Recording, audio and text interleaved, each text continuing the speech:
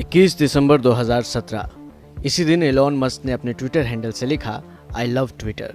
ये वो दिन था जब एलॉन मस्क ने पहली बार ट्विटर की कीमत पूछकर इसे खरीदने में दिलचस्पी दिखाई थी। करीब 4 साल बाद 31 जनवरी को एलॉन मस्क ने पहली बार ट्विटर के शेयर खरीदे और अगले 1 महीने तक वो ट्विटर के शेयर खरीदते रहे। 14 मार्च तक एलॉन मस्क ट्विटर के 5% से ज्यादा शेयर खरीद चुके थे।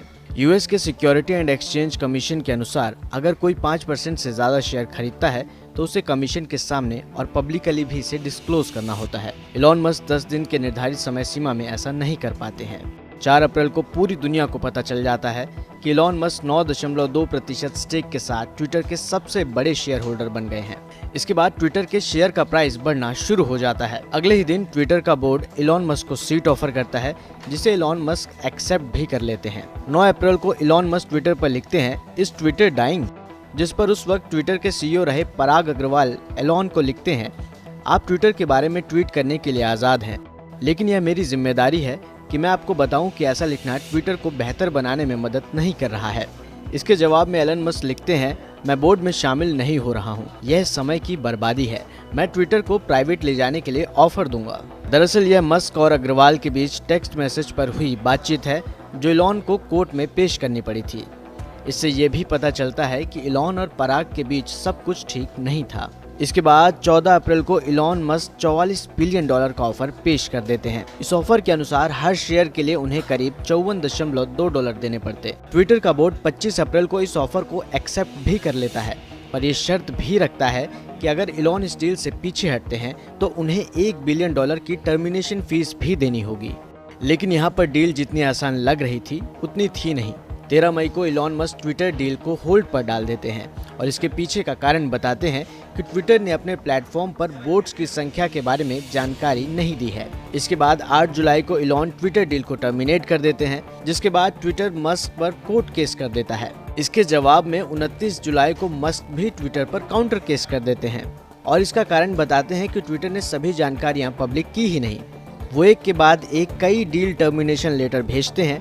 इसी बीच ट्विटर के एक पूर्व सिक्योरिटी हेड पीटर मजजाट को एक विसल ब्लोअर की तरह ट्विटर पर गंभीर आरोप लगाते हैं।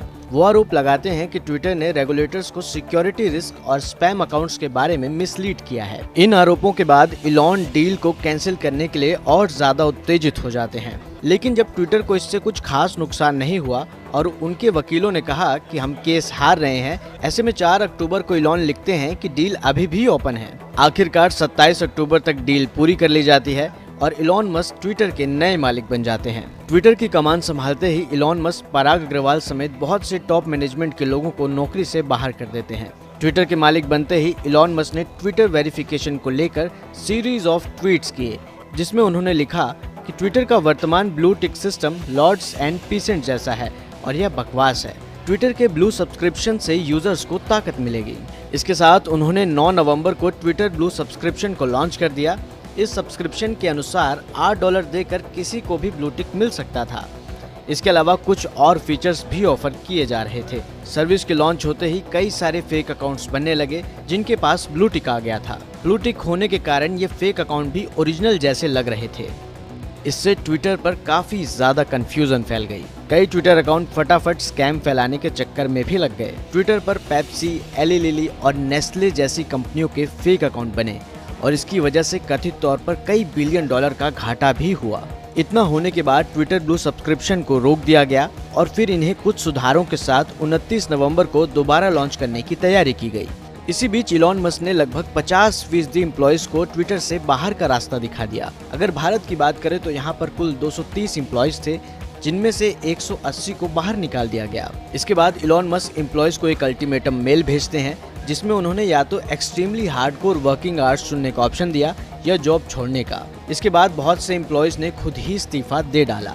रिपोर्ट्स की माने तो अब ट्विटर में एम्प्लॉयज की संख्या बस 1/3 ही बची है। ऐसे में मस्क ने ट्विटर के ऑफिस को 21 नवंबर तक बंद भी कर दिया है और एम्प्लॉयज का बैज एक्सेस भी रिवोक कर दिया है।